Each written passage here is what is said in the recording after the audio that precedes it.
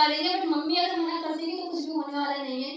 तो मेरी मम्मी रात को 8 बजे आती थी, जॉब करती थी मेरी मम्मी आई, मैम से मिली, मैम भी बुलंदशहर से, मैं भी बुलंदशहर से हूँ, तो हम लोग का रिलेशन थोड़ा अच्छा बन गया। मैम ने बातचीत करी, पापा बहुत खुश हुए कि हमारे साइड के लोग हमारे घर पर आए, और मेरा एडमिशन हो गया। गर्मियों का टाइम था, और सबसे मैम ने बस इतना, मैम की आवाज़ बहुत हार्ड है, तो मुझे उन्होंने एक बार बोला करोगी, और मैं डर गई, मैंने बोला हाँ मैं करूँगी।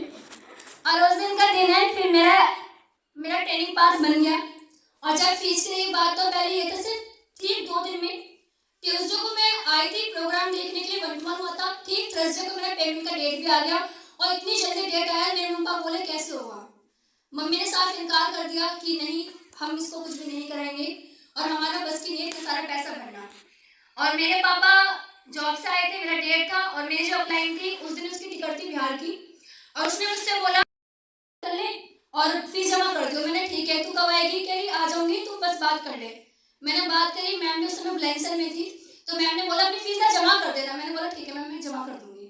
और फिर मुझे अभी भी याद है कि मेरी एडमिशन यहाँ पे हो तो गया था स्टेशन पर, मेरा कोई चांस था स्मार्ट वैल्यू ज्वाइन करने का।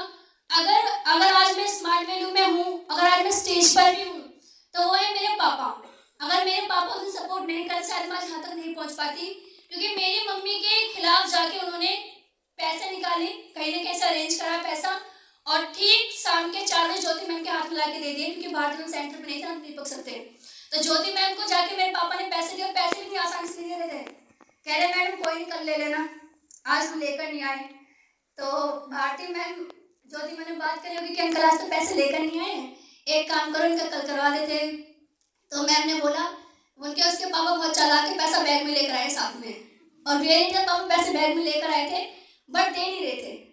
और मैंने ऐसे जैसे मेरी स्टार्टिंग हुई, और मैंने मेरे घर में मेरी मम्मी को ये पता नहीं था कि ज्वाइन भी हो चुकी है। ठीक मैंने अपने फ्रेंड के घर में अपना बैग 2 महीने तक छुपा के रखा था, क्योंकि मम्मी ने बोला कि 2 महीने रुक जा, 2 महीने बाद हम पैसे दे देंगे, तुझ कर लियो। मैंने बोला ठीक है मम्मी, पर फीस का डेट आप जानते हो हमारा एक बार ही आता है, तो हम एक अर्जेंटली हमारी डेट आती है, तो मैंने पैसे जाके ज्योति मैम के हाथ में दे दिए, और बैग छुपा के रखा। स्मार्ट वैल्यू में ज्वाइनिंग जैसे तैसे हो गई, और जैसे पता चला कि पैसे चाहिए, घर में जरूरत है, पापा को बोला जाके पैसे लेकर आ जाओ। पापा ने बोल दिया मेरे पास तो पैसे है नहीं, तो मम्मी बोला पैसे गए कहाँ, तो बोले कि पैसे तो मैंने कहीं पर लगा दिए, तो कह रहे गए कहाँ वो तो बता दो। अब मेरे घर में मम्मी जब चिल्लाती है तो पापा शांत हो जाते हैं, तो फिर पापा ने बोला कि मैंने इसकी फीस भर दी।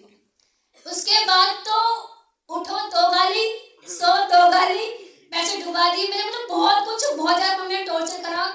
और उस दौरान भी अगर मेरे अप्लाई नहीं होते तो शायद आज मैं यहाँ पर भी नहीं होती, क्योंकि मेरा पहला चेक भी कम से कम 3 महीने के बाद आया था। मेरे पास कोई ऐसा प्रूफ भी नहीं था कि मैंने सही जगह पैसा भी लगाया है। और यहाँ तक कि ये भी हो गया था कि मैं सिर्फ बिजनेस करना तक छोड़ दिया था मैंने बीच में। मैं आज प्लेटिनम अचीवर हूँ, लेकिन जब मैं पहले साल ज्वाइन हुई थी, मेरी किस्मत ने मेरा हमेशा साथ दिया, मैं पहले साल ही सुपर स्मार्ट अचीवर थी, और उस समय मेरे साथ सिल्वर भी हो जाता, बट मैंने बिजनेस करना बीच में छोड़ दिया था। तो मुझे एक दिन दीपक सर मुझे मिले, और मैं क्लास लेके जा रही थी घर पे, तो शायद हो सकता है मैम ने बताया हो कि मेरी टीम में लड़की है जो भी है। मेरे को सर ने बुलाया, और सर ने बोला, मेरे बारे में सब कुछ पूछा। मैं 2 महीने बाद दीपक सर से मिली थी। सर ने मुझसे पूछा, सर ने मुझे टाइगर दिया, इंसेंटिव मिलते होंगे आप सभी को पता होगा।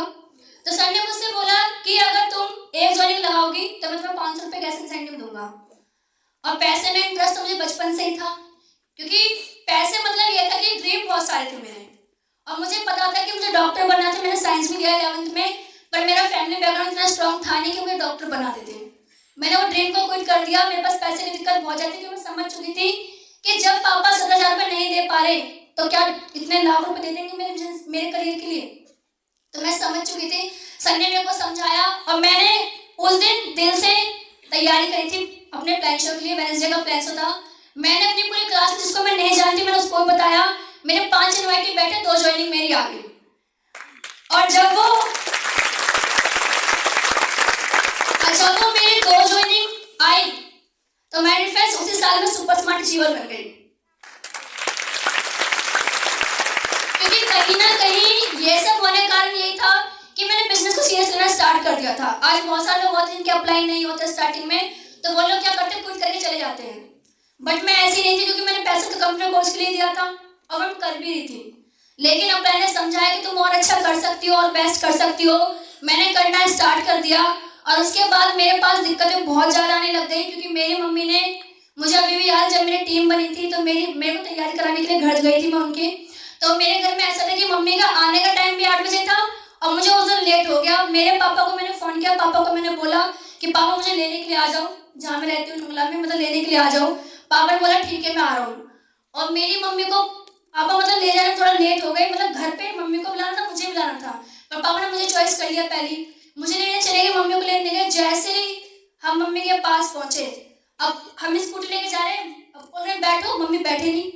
फिर बोला बैठो, मम्मी बिल्कुल नहीं बैठी। स्कूटी पे इतनी तेज थप्पड़ मुझे मारा, मुझे पूरा उंगली छप गया मेरे पे। और घर जाके तो मेरे साथ बहुत कुछ बुरा हुआ, मेरा ड्रेस तक जला दिया गया था और बोल दिया था आज के बाद घर से बाहर निकली तो तेरे टांग तोड़ दूंगी मैं। तो बहुत से लोग ऐसे होते हैं कि थोड़ी बहुत प्रॉब्लम आएगी तो शायद उस दिन रुक भी जाते, क्योंकि मेरे घर में मम्मी बहुत टॉर्चर करती थी मुझे। पर मैं अपनी मर्जी से घर रुक जाती थी, बट अगर मुझे अपलाइन ने बुलाया और मेरी मम्मी ने रोका तो मैं कभी नहीं रुकी। ये अंदर में अंदर पहले से था। मम्मी ने ड्रेस जला दिया, उन्हें लगा कि अब तो ये नहीं जाएगी, पर मैं बहुत जिद्दी थी। मैंने बोला तुम भी रोक के दिखाओ, मैं भी रुक जाऊँ। तो मैंने अगला दिन फिर ड्रेस अप जाना स्टार्ट कर दिया और मैं कभी रुकी नहीं। कहीं ना कहीं मेरे पीछे जो कारण है मेरी कामयाबी को, मैं कभी रुकी नहीं। अपनी मर्जी से भले रुकी होगी, लेकिन किसी के बोलने से तो कभी किसी का सुना नहीं, क्योंकि जो करा अपने मन से करा। और बिजनेस में बहुत सारी दिक्कत आई, प्रॉब्लम आई। मेरी मम्मी यहाँ तक कि मुझे घर में तक नहीं बुलाती थी। एक बार ऐसा भी हुआ था कि मेरे सारे ड्रेस कोट पैंट सारे रोड पे फेंक दिए और कह रहे निकल यहाँ से। तो उस समय मुझे लगा कि मैं करूँ या ना करूँ, क्योंकि इतना टॉर्चर कोई सहन नहीं कर पाता, क्योंकि मैं उस समय सिर्फ 11th क्लास में थी और जो मम्मी का टॉर्चर था बड़ा हाई फाई था। मैं सोचती थी कि करूँ तो करूँ क्या। मैं भारतीय मन से बात भी करती थी, बहुत रोना आता था कि मैम मम्मी नहीं मान रही है, कैसे करूँ। और पापा ने हमें सपोर्ट करा, पापा ने कभी कुछ नहीं बोला। पापा ने सिर्फ ये बोला बेटा कोई नहीं, तुझे करना है तो तू कर। लेकिन मम्मी के सामने पापा कुछ थे ही नहीं, तो उस समय और दिक्कतें होने लग गई। और मेरे पापा को बताने मिले तूने कराया ऐसे ये वो, बहुत कुछ बोलना स्टार्ट कर दिया। लेकिन विजन सिर्फ एक था कि करना है तो स्मार्ट वैल्यू करना है, अदरवाइज कुछ भी नहीं करना है। क्योंकि मेरी मेंटालिटी पहले से ये थी कि अगर मैं यहाँ पर आ चुकी हूँ ना तो सपने तो यहीं से पूरे करूंगी, अब बीच में कोई भी आ जाए। मुझे मार मार के मम्मी ने इतना पक्का कर दिया ना, वो थप्पड़ मार के मुझे फील होना भी बंद हो गया फिर तो। मैंने बोला मान लो क्या करोगे, मार ही तो सकते हो। वो मारना छोड़ती थी। एक दिन ऐसा आया, बोली तू तो बेशरम हो गई। मैंने बोला बिल्कुल ये सुनना चाह रही थी, मैं भी बेशरम हो गई। मैं उस दिन से मम्मी ने मुझे बोलना ही बिल्कुल छोड़ दिया। और जब पेरेंट्स प्रोग्राम हुआ था तो मेरी मम्मी आई थी और उस समय मम्मी की आंखों में आंसू थे कि मैंने इतना मारा पीटा, इतना कुछ करा और आज लड़की मुझे स्टेज पर लेकर आ गई। तो कहीं ना कहीं ये सब जो मेरे साथ हुआ वो मेरा खुद से था, क्योंकि बोलते दुनिया में कोई भी ताकत आ जाए आपके पीछे लग जाए कि बिजनेस कर कर कर, लेकिन जब तक आप नहीं चाहो जब तक कुछ भी होने वाला नहीं है। क्योंकि इस बिजनेस में अगर आज मैं स्टेज पे भी खड़ी हूँ ना तब खुद से ही है। मेरे पास इतनी तक प्रॉब्लम आ गई थी जब मेरा पहला ईयर था बिजनेस में, तो मेरी बहुत ज़्यादा तबीयत खराब हो गई थी और 6 महीने तक मैंने सेंटर की शक्ल तक नहीं देखी थी कि सेंटर होता कैसे है। कितनी बार आने की कोशिश भी करी, पर इतना भी नहीं था कि अगर मैं यहाँ खड़ी हूँ और वहाँ तक भी चल जाऊँ। तो इस समय मेरे पास बहुत ज़्यादा नेगेटिव होने के चांस थे, क्योंकि कोई सपोर्ट नहीं था, अपलाइन से कॉन्टेक्ट भी नहीं था और बहुत सारे लोग होते तो वो क्या करते क्विट भी कर जाते। लेकिन माइंडसेट अब जो बन चुका था, मैं घर में बहुत जिद्दी हूँ, वैसे भी सबसे बड़ी घर में मैं ही हूँ और मेरे 2 भाई हैं। 2 भाइयों का तो खैर कुछ है नहीं, वो छोटे हैं। तो मैं बहुत जिद्दी हूँ, जो चाहिए तो चाहिए, अदरवाइज वो कैसे भी मेरे पास आए। और मैंने बिजनेस करना स्टार्ट करा। दिक्कतें प्रॉब्लम तो बहुत आई, लेकिन सबसे बड़ा जो मेरे लिए मूवमेंट था वो ये था कि पहले साल पहला लेवल, सेकेंड ईयर मेरा सिल्वर, फिर सिल्वर और फिर गोल्ड और आज प्लेटिनम। तो कहीं ना कहीं ये सब करने के पीछे क्या था, मेरा जो लगातार जो मैंने मेहनत करी उससे मेरा हुआ। और बहुत सारे लोग होते हैं कि त्याग करने से डरते हैं, त्याग मतलब सेक्रीफाइस करने से डरते हैं कि मैं ये फैमिली छोड़ नहीं सकता और मुझे स्मार्ट वैल्यू भी करना है।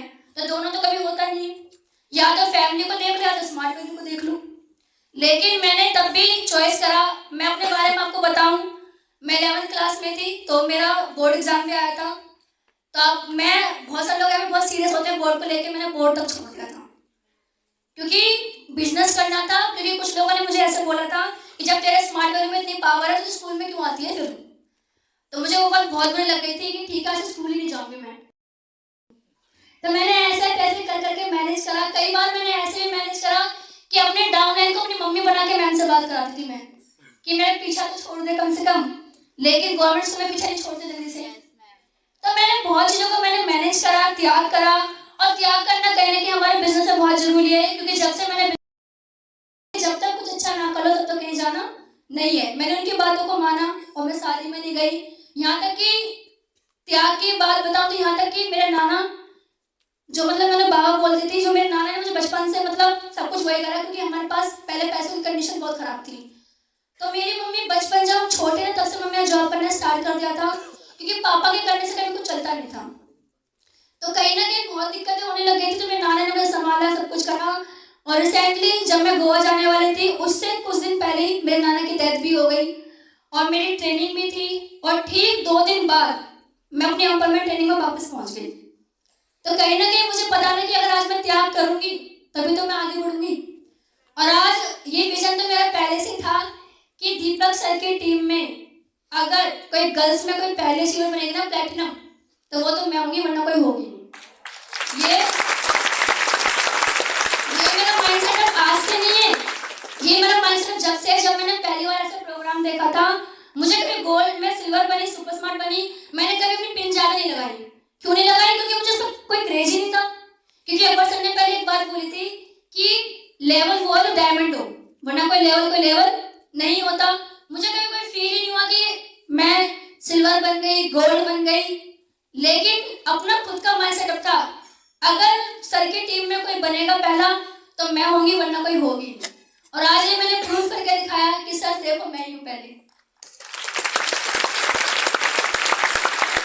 तो कहीं ना कहीं त्याग करना लाइफ में बहुत जरूरी होता है, क्योंकि बिना त्याग के आप लोग कभी आगे नहीं बढ़ पाओगे। एक स्टोरी के द्वारा समझाना चाहूंगी कि त्याग करना क्यों जरूरी है। अभी आशीष सर ने बोला कि बहुत सारे लोग होते हैं जो गरीब स्मार्ट क्लास ज्वाइन करने के बाद भी गरीब हो जाते हैं, क्योंकि उन लोग को फोकस क्लियर नहीं होता। तो एक बार क्या होता है, गरीब आदमी होता है, बहुत ज्यादा गरीब होता है, वो बोलता है कि हे भगवान मैं कब अमीर बनूंगा। तो 4-5 लोग इस बात को सुन रहे होते हैं और वो बोलते हैं कि दूर के जंगल में एक बाबा बैठते हैं और बाबा से वो तू 3 सवाल पूछ सकता है और वो तुझे बता सकता है कि तू अमीर बनेगा या फिर नहीं बनेगा। तो जैसे वो रास्ते में गुजर रहा होता है तो वहां पे क्या होता है, एक उसका मकान मालिक होता है। तो जो मकान मालिक होता है वो बोलता है कि बता तू कहाँ जा रहा है। तो उसने मुझसे वो बोलता है उस आदमी से कि मैं तो जा रहा हूँ जंगल में सवाल पूछने कि मैं अमीर कब बनूंगा। तो उसकी जो बेटी होती है वो गूंगी होती है। तो क्या बोलते हैं, उसे गूंगी बेटी होती है तो बोलता है कि ठीक है अगर तू जा ही रहा है तो एक सवाल मेरा भी पूछ लियो कि जो मेरी बेटी है वो कब बोलना स्टार्ट कर देगी। तो बोलता है ठीक है।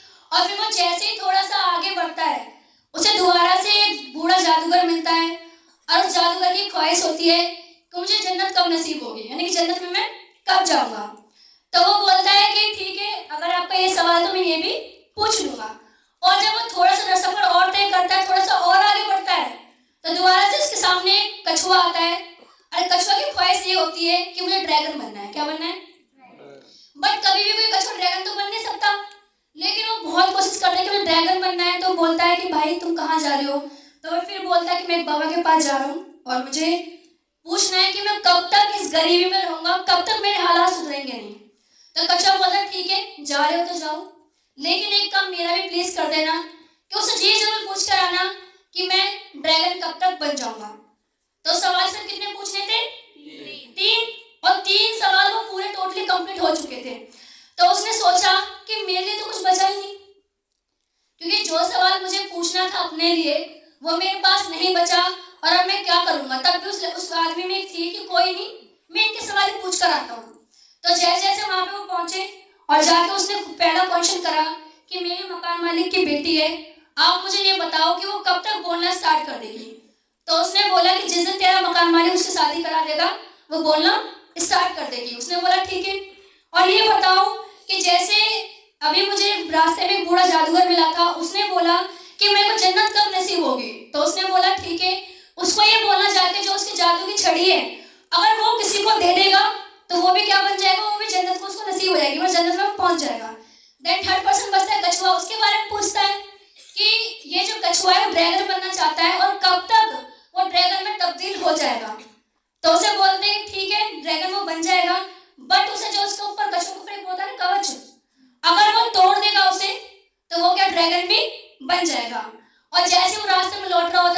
कछुआ मिलता है, कछुआ को बोलता है कि भाई तू बन जाएगा ड्रैगन, पर जो तेरा जो कवच है तू उसे तोड़ दे। जैसे उसने उस कवच को तोड़ा तो उसमें से कुछ हीरे मोती गिर गए। क्या गिरे? और जो हीरे मोती थे किसको मिल गए? बूढ़े व्यक्ति को मिल गए जो गरीब था। थोड़ा सा आगे और पहुंचा, वो उसे दोबारा से एक बूढ़ा जादूगर मिला। तो जादूगर को उसने बोला कि अगर अपनी छड़ी आप किसी को दान कर दोगे तो आप भी स्वर्ग में पहुंच जाओगे। तो उसने क्या करा, वो छड़ी उसी आदमी को दे दी। उसके बाद वो थोड़ा सा और आगे बढ़ा तो उसे मिली, उसकी मकान मालिक मिला उसे। तो मकान मालिक ने पूछा कि भाई पूछ कर आया मेरा सवाल? उसने बोला हाँ मैंने पूछा है। उसने बोला कि क्या हुआ बता, कि जिस दिन आप अपनी बेटी की शादी करा दोगे उस दिन वो बोलना स्टार्ट कर देगी। तो उसने क्या करा, शादी करा, बेटी बोलना स्टार्ट हो गई। तो कहीं ना कहीं उसको तो कुछ नहीं मिला, पर देखा जाए तो बहुत कुछ भी मिला। सबसे बड़ी बात मैं समझाने ये चाह रही हूँ कि इसका मॉरल ये उसने त्याग करा था। क्या करा था? क्योंकि बहुत सारे लोग ऐसे होते हैं कि वो उनके माइंड में क्या आता है कि चलो कोई नहीं, मैं पहले अपने बारे में सोचता हूँ। लेकिन उसने सबसे बड़ा त्याग क्या करा, उसने अपने सवालों को छोड़ के किसी और के सवालों को पूछना जरूरी समझा। और जब उसने सबसे बड़ा त्याग तो उसी ने करा था, क्योंकि उसने अपने लिए कभी कुछ भी नहीं पूछा। लेकिन एंड ऑफ टाइम सबसे ज्यादा मिला भी किसको? उसी को, क्योंकि जादूगर ने छड़ी भी किसको दे दी थी? अपनी कछुए के। अगर कछुए ने अपना कवच तोड़ा तो हीरे मोती भी किसको मिले? और एक दिन वो बहुत बड़ा इंसान बन गया। तो मेरे फ्रेंड्स, मेरा पूरा समझाने का मतलब ये था स्टोरी से कि लाइफ में जब आप त्याग करोगे तभी आप आगे बढ़ो, क्योंकि बोलते हैं बड़ी कामयाबी के लिए बड़ा त्याग करना बहुत जरूरी होता है। जो लोग त्याग नहीं कर सकते, जो लोग सोचते हैं कि मैं अपना स्कूल भी करूं, अपना कॉलेज भी करूं, थोड़े मजे मस्ती शादी पार्टी बर्थडे सब एंजॉय करूं और स्मार्ट में मैं लेवल भी ले लूं, तो कभी नहीं हो सकता। समझ में आ रहा है आप लोगों को? तो इस चीज का आपको ध्यान रखना है कि अगर चाहते हो, अगर आज मैं यहाँ पर पहुंची हूँ तो मेरा सबसे बड़ा मेरा त्याग था, शायद तभी तक मैं यहाँ तक पहुंची हूँ। और सेकंड वन मेरे लिए सबसे ज्यादा इंपॉर्टेंट ये था कि जो सीनियर अप्लाई, क्योंकि आज बहुत सारे लोग ऐसे होते हैं अपने सीनियर थोड़ा कट लेना चाहते हैं, क्योंकि बोलते हैं हमेशा बॉडी पे असर जो करती है वो कड़वी गोली करती है कि मीठी गोली करती है। लेकिन जो इंसान थोड़ा कड़वा बोलता है लोग उसे साइड लेना स्टार्ट कर देते हैं और सोचते हैं कि ये तो सिर्फ मेरे पीछे पड़ा रहता है। अगर वो आपके पीछे पड़ रहा है ना तो आपको आगे बढ़ाना चाहता है, क्योंकि बोलते हैं कि आपने देखा होगा आम के फल पे पत्थर काफी ज्यादा मारे जाते हैं। क्यों? क्योंकि इसमें आम लगे हुए हैं। कभी आप देखा कि किसी बरगद के पेड़ पे पत्थर मारे जा रहे हो? क्यों नहीं मारे जाते? क्योंकि उसमें कुछ होता ही नहीं है ऐसा। तो मेरा कहने का मतलब है जिसके पास कामयाबी आएगी दिक्कत उससे और बड़ी बड़ी आएंगी। लेकिन कुछ लोग इसी दिक्कतों में कुछ बड़ा कर जाते हैं, कुछ लोग इसी दिक्कतों में मर भी जाते हैं। उन्हें क्या लगता है कि इतनी दिक्कतें आ रही है, क्या फायदा से बिजनेस करने का, कोई नहीं, छोड़ देते हैं। बट छोड़ना, किसी चीज को छोड़ना कोई सोल्यूशन नहीं होता, उस प्रॉब्लम से लड़ के आगे निकलना होता है। समझ में आ रहा है आपको? तो इस चीज का आप लोगों को ध्यान रखना है कि अगर बिजनेस में कुछ बड़ा करना आप लोग चाहते हो तो बड़े कामों के लिए बड़ा त्याग करना बहुत जरूरी है। समझ में आ रहा है आप लोगों को? और मैंने भी कहीं ना कहीं इन सब चीजों को करा तभी ये सब मेरे साथ भी हो पाया है। समझ में आ रहा है आपको? और दूसरा जो मैं अपने बारे में बताऊं, अगर आज मैं यहाँ तक आपको पहुंची हूँ, आज बहुत सारे लोग होते हैं जो स्ट्रेंजर वर्क करते हैं। क्या करते हैं? करते नहीं करते? करते सारे लोग अभी बोलेंगे नहीं, वो बात अलग है, करते हैं। तो हम स्ट्रेंजर तो करते हैं। आप लोगों को मैं एक चीज और बता दूं, अगर आज आप मुझे यहाँ पर देख पा रहे हैं या फिर मैंने अपने बारे में बताया कि यहाँ से मैंने अपना पहले ईयर में क्वालिफाई करा, थाईलैंड में क्वालिफाई हुई, एक बार नहीं दो बार, गोल्ड भी करा, प्लेटिनम भी करा, सिल्वर भी करा, स्कूटी भी अचीव करी। तो कहीं ना कहीं जो मेरा जो पूरा जो बिजनेस था स्टार्टिंग लेवल पे वो अपने फ्रेंड सर्कल में ही किया। मेरे को अपने बारे में बताऊँ, मैं आपको एक बार मैंने स्टेज करने के लिए चली गई थी और रॉक ऐसे चल रही थी रोड पे, मैं स्टैंड करने के लिए अपनी, मैंने जो मेरे स्कूल फ्रेंड थे वही मेरे यहाँ पे एसोसिएट भी हैं, तो मैं चली गई करने के लिए। तो मैं जा रही थी, जिस रास्ते में पहुंची तो मुझे एक स्कूटी वाले ने बहुत तेज टक्कर मारी आके और मैं वहीं पर गिर गई और मेरे हाथ में चोट वोट लग गई। तो मैंने मैम को बोला कि मैम जिंदगी में कभी मैं यहाँ पे नहीं जाऊँगी, आप मुझसे काम करवाओ या मत करवाओ, क्योंकि उससे मुझे बहुत तेज गुस्सा आया कि रॉन्ग साइड वो आके मुझे मार के चला गया। आज जब मैंने देखा सामने से वो ठीक आ रहा है और मेरे को देख टक्कर मार के भाग गया, तो मैंने वहां से विजन बनाया कि कभी भी स्ट्रेंजर नहीं करूंगी। जब से मुझे कुछ भी करना पड़े, मैंने अपने फ्रेंड लिस्ट दोबारा से रिफ्रेश करी और मुझे एक ज्वाइनिंग मिली, एक लड़की मेरे को मिली, उस लड़की से मुझे एक लड़का मिला और उस लड़के से मुझे एक लड़की मिली जिससे मेरी खानपुर में पहली बार टीम बनी थी दिल्ली में। और उसके बाद मैंने अपनी कजिन सिस्टर को ज्वाइन कराया। ऐसे मैंने इनको दिल्ली कवर कर डाला। तो कहीं ना कहीं, और मैं अपने बारे में बताऊँ, आज बहुत से लोग जो अपलाइन पे डिपेंड रहते हैं, तो मैं अपने बारे में बताऊँ, जब मेरा पहले साल था, पहला ईयर, पहला लेवल था, मैंने 1 साल के बाद ही दिल्ली में काम करना स्टार्ट करा था। तो अगर मैं दिल्ली तक भी पहुंची तो शिव सर ने मुझे बहुत सपोर्ट कराया स्टार्टिंग टाइम पे, क्योंकि शिव सर मेरी ओपनिंग क्लोजिंग सब करते थे, क्योंकि मुझे ज़्यादा कुछ आता नहीं था, मेरा पहला ईयर है। तो शिव सर के लिए बहुत बड़ा थैंक यू कि उन्होंने मुझे सपोर्ट करा, तभी आज मैं यहाँ तक पहुँची हूँ, और दिल्ली में मेरा टीम भी तभी बना। आज सभी सीनियर ने मुझे बहुत सपोर्ट करा है, बहुत ज़्यादा सपोर्ट करा है, तभी आज मैं यहाँ तक पहुँची हूँ। और ध्यान रखना आप लोग, आप भी चाहते हो कि आने वाले टाइम में मेरा भी ऐसा हो, तो सिर्फ अपलाइन के साथ बन के रहना है, अपलाइन के साथ हमेशा टिके रहना है, लगे रहना है।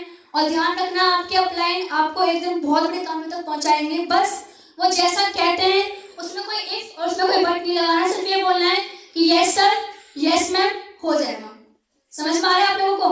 क्योंकि आज बहुत सारे लोग ऐसे हैं जो अपने अपलाइन से दूर भागते हैं। तो ध्यान रखना कि अगर कोई जीरो है ना, ज्यादातर वैल्यू एक की होती है, जीरो की होती है, जीरो की होती है, एक की वैल्यू होती है।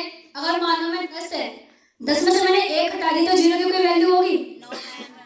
लेकिन उसी जीरो में मैंने एक 1 लगा दिया तो 10 की वैल्यू बढ़ जाएगी। तो माइंड फ्रेंड्स, कहीं ना कहीं हमारे अपलाइन में ऐसे होता है, अगर हमारा अपलाइन जीरो भी है ना, या फिर हम जीरो हो गए ना, अपलाइन हमारे साथ में आ गया, तो हमारी वैल्यू 10 की तरह बन जाती है। तो उस चीज का आपको ध्यान रखना है। और कभी भी अपलाइन के सामने स्मार्ट बनना है, बट ओवर स्मार्ट नहीं बनना है। क्या नहीं बनना है? बहुत लोग बनते हैं ना ओवर स्मार्ट, तो कभी भी अपलाइन के सामने स्मार्ट बनो, बट ओवर स्मार्ट मत बनो, क्योंकि अपलाइन जानते तो सब है, वो बात अलग है, वो आपके मुंह पे कभी नहीं बोलेंगे। वो सोचते हैं कि खुदा के बताते तो ज्यादा अच्छा रहेगा, लेकिन पता सब कुछ होता है। तो ऐसे क्या हुआ, जो इंसान जो हमें सिखाता है, मुझे सामने कभी ओवर स्मार्ट बनने की कोशिश करते हैं।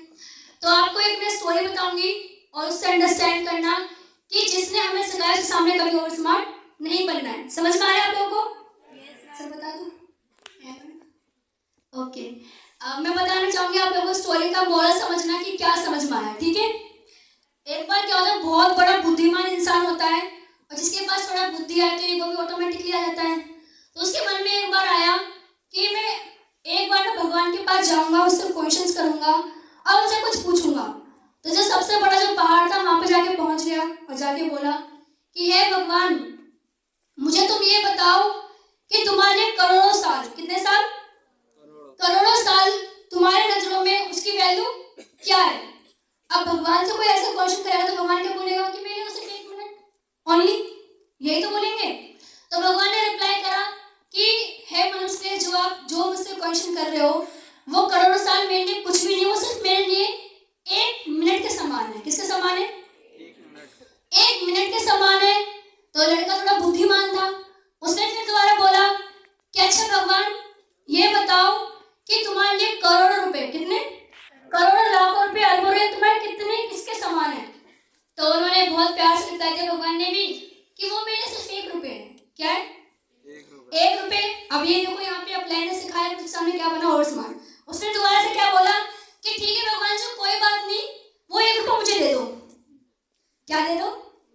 1 रुपए मुझे दे दो। भगवान समझ चुके थे कि ये मेरे सामने चालाक बनने की कोशिश कर रहा है, और भगवान ने थोड़ा सोचा समझा, उसने, भगवान जी ने समझा कि ये मेरे को कहीं ना कहीं बनाने की कोशिश कर रहा है, और भगवान ने बोला ठीक है, मैं तुझे 1 रुपए देने के लिए तैयार हूँ, बिल्कुल दूंगा, लेकिन तुझे इस 1 रुपए को हासिल करने के लिए 1 मिनट रुकना होगा। क्या करना होगा? अब 1 मिनट क्या था? करोड़ों साल। तो मेरे फ्रेंड्स, कुछ लोग भी ऐसे होते हैं। तो मेरा समझाने का मतलब ये स्मार्ट बनना है, बट अपलाइन के सामने, क्योंकि जिस इंसान ने आपको इतना काबिल बना दिया, अगर आप उसके सामने बन के दिखाओगे तो समझ जाओ आपका भी यही हाल होने वाला है। जहाँ पे हमारे ड्रीम होते हैं ना, बड़े बड़े हमेशा अचीव करेंगे, ये करेंगे, वो करेंगे, वो सारे पानी में चले जाते हैं। समझ में आ रहा है? अगर आज मैं यहाँ तक पहुँची हूँ तो मैं, कभी आप भारती मैम से पर्सनली आप पूछ सकते हैं मेरे बारे में कि मेरे को गुस्सा बहुत आता है, मैं बहुत जिद्दी हूँ, बट कभी भी उन्होंने जो बोला वो ना कराओ, ऐसा कभी हुआ नहीं है। क्योंकि मेरे को, मुझे पता है मेरी गलती क्या है, सब चीज़ें मुझे पता है, लेकिन कभी काम को लेकर कभी नहीं बोला कि नहीं अगर मैं अपलाइन से गुस्सा भी होती थी ना, अगर मेरे डाउनलाइन ने मुझे फोन कर दिया, मैं तुरंत सेंटर पहुंच जाऊंगी, मैं ऐसी थी। मतलब काम पे बिजनेस में कोई फर्क नहीं पड़ने दिया।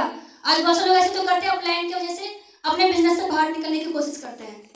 बट चलो, अपलाइन का बिजनेस नहीं, बिजनेस तो आपका था, अपलाइन का कुछ बिगड़ा? अपलाइन तो जहाँ थे उनके लिए तो आपने कोई और भी मिल जाएगा, लेकिन आपके लिए तो स्मार्ट वैल्यू एक था ना, आपके पास तो एक ही ऑप्शन बचा था ना। लेकिन कुछ लोग इस ऑप्शन को छोड़ के बाहर जाने की कोशिश करते हैं और मार्केट में आप जाएंगे। इतना मुझे एक्सपीरियंस यहाँ पर आगे हो गया कि मैं पहले जब मैं यहाँ पर आई थी तो मेरे मेंटली तो बच्चों की तरह थी, खेलना कूदना ये सब बहुत पसंद था। लेकिन जब यहाँ पर मैं आई, मैंने यहाँ पर अंडरस्टैंड करा कि यहाँ पे ये नहीं करना, ये नहीं करना, ये नहीं करना, और सेम मैंने बच्चों की तरह सब कुछ माना कि yes ma'am, yes sir, yes ma'am, yes sir, मैं कर दूंगी। और कहीं ना कहीं अगर आज मैं यहाँ तक पहुंची हूँ तो मेरे पीछे एक कारण है, वो है मेरे अपलाइन, मेरे सीनियर। अगर मैं उनके साथ नहीं रहती, अगर उनकी बातों को नहीं मानती, शायद आज मैं यहाँ तक भी नहीं होती। समझ में आ रहा है आप लोगों को? तो इस चीज का आप लोगों को ध्यान रखना है कि स्मार्ट तो बनना है, बट ओवर स्मार्ट नहीं बनना, और त्याग करना बहुत जरूरी है। समझ में आ रहा है आपको? देन यही बताना चाहूंगी, बाकी जब भी नेक्स्ट टाइम मौका मिलेगा तो और कुछ बातें शेयर करूंगी। Then thank you so much.